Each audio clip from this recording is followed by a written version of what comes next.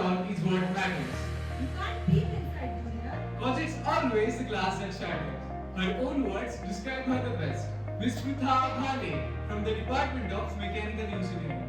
Prutha is a witty individual with a passion for solving mathematical problems. Inspired by Ramanujan, she enjoys tackling hypotheses while adding her own touch of sarcasm to conversation. She has exceptional achievements in academics, from being an Abacus National Champion to scoring great percentile in CBSE and general. But that doesn't stop her from being creative and athletic. She's a national swimmer and holds a rating of 1500 in chess. Prutha has a starry dream of exploring beyond the infinity, be it the macroscopic cosmic universe or the never-ending iterations of graph. She loves to push the boundaries of the boundless, reading between, within and beyond the line that piques her interest. Paul Brandt's words are etched upon her soul. Don't tell me the sky is the limit when there are footprints on the moon. So ladies and gentlemen, please brace yourself for the grand unveiling of a story shrouded in mystery. Miss Prutha Bhale with the topic Greenovation Planting the Paradigm.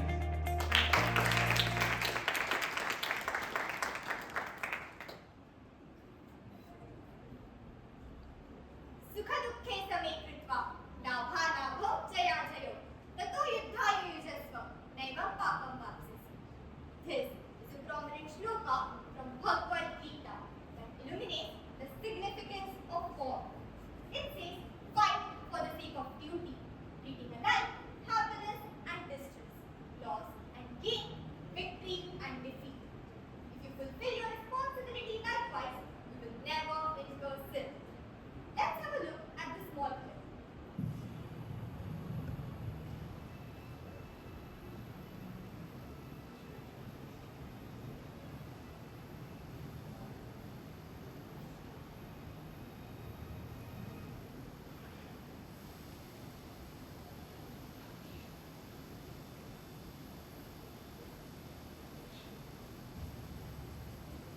History is evidence that human civilizations have always been at par with changes, with revolutions. And with each revolution, we have incurred casualties from battles and wars. But could there be any casualties that caused the revolution? Could there be any casualties that were understated and worse than bloodshed? Casualties that weren't in a war? We'll definitely get to that. First, let me ask you, what comes to your mind when you hear the word revolution? Let me tell you. When I hear the word revolution, my mind easily travels to the rebellious era of French and Indian Revolution. And not to our surprise, revolution indeed means a fundamental change, a huge change.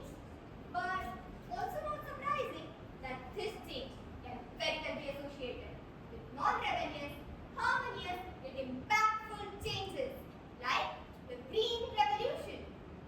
Here's a small clip that depicts the importance of Green Revolution. For these homeless people living on the sidewalk, this is the most substantial food they can get all day. It's great. It really helps getting something in your stomach. It stops our hunger and the children don't cry at night from being hungry. Had the grasses ears to hear all this and the guts to tell. Half of them indeed the rest will thrive in protest. Hunger. When people don't have enough food, their brains and bodies suffer. It stops them from growing, learning and working, from reaching their full potential. Without treatment, severe hunger can take people's lives. It doesn't have to be this way. Hunger is predictable, preventable and treatable, but not controllable. Therefore, the change that changed the perspective of revolution, that brought out the passive-aggressive side of revolution, that change is termed as the Green Revolution. Well, changes. More so, impactful changes. It's a vast definition. So, Green Revolution associated with agriculture, does it really make an impactful change? A change that can be termed as a revolution? Here's a small. Try living without technology, internet. It's a bit difficult, right? And a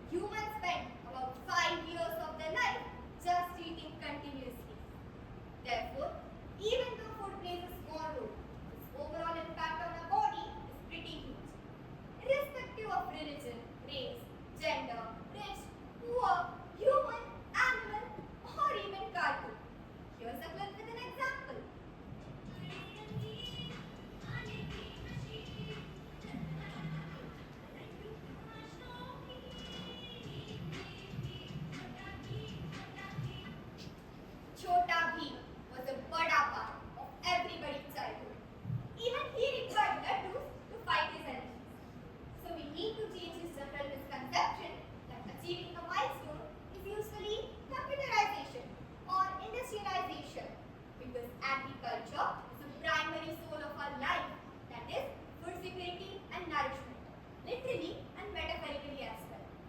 So, it's only fair to assume that everyone present here is definitely related to farming. We are relatives, even our forefathers. Agriculture has always been an epitome of human civilization since ancient times. Even today, India is a country where farmers are still the prominent figures of the country's economy. So, you all might be wondering, what about the start of Green Revolution in India? Let me tell you. Under British rule, India switched from being a food exporter to being a net food importer in 1990. The country's food problems were perhaps most adequately exemplified by the Great Bengal famine that had a death toll of 1.5 million. The pathetic situation made the government conscious of growing more food within the country through the Grow More Food campaign, which was launched in the year 1944. India has then made a transformative journey throughout the course of time in terms of Green Revolution. There was a great breakthrough in agriculture owing to the growing food politics that caused forced hunger and rise in food prices. Here's a clip that reveals the situation. Building 12 रुपए की नौकरी और वो भी 10 note बचे सारे देश में तो बता हम खाएंगे क्या पनीर तो बेटा कुछ दिनों में इतने इतने थैलियों में सोना की दुकान खुलेगी ना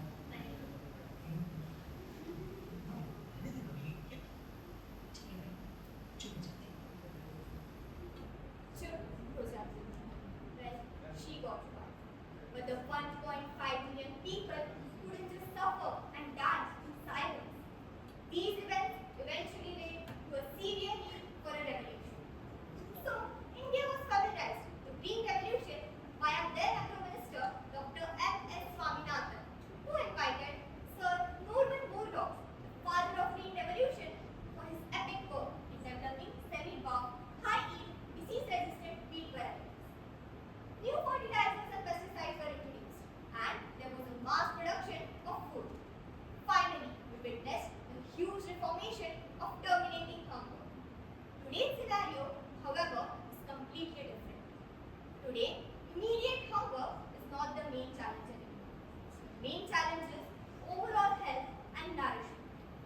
As you can see, we have reduced hunger over the period of time. In the year 1949, over 85% of population was suffering from starvation, which then reduced to 75% in the year 1969, and then dropped to a whooping 35% in the year 1989. And finally, here we are,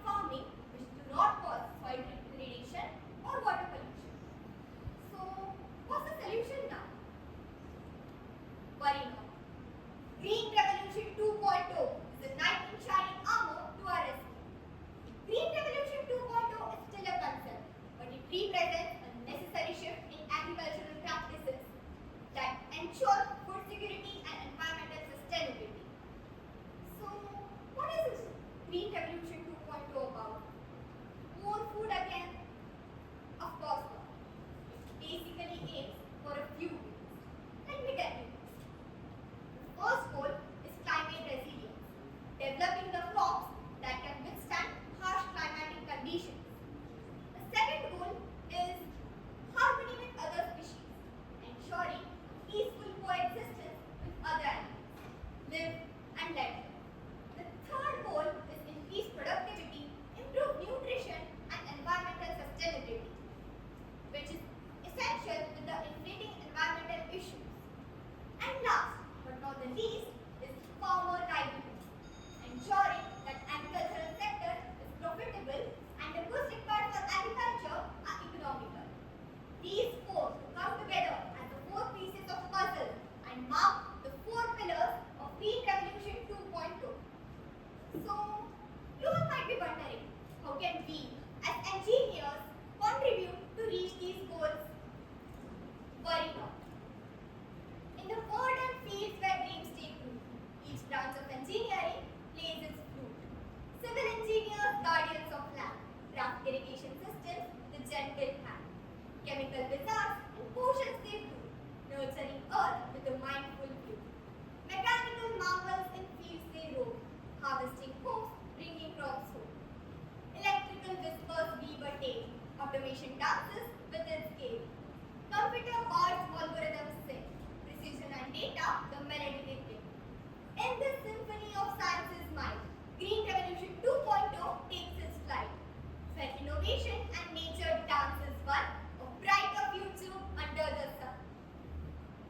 Now, just imagine what would have happened if we would have given up after the first term I had offered. You wouldn't be sitting here at this moment. I wouldn't be standing here giving this speech. We would have perished. Our human civilization would have come to an end. As the saying goes, we have not inherited the world from our forefathers. We have borrowed it from our children. Therefore, we must know the importance of innovation along with environmental sustainability. In the dawn of Green Revolution 2.0, we sow seeds of sustainability, reaping harvests of resilience. Resilience is a very important quality of human that we need to cherish, just like this bee.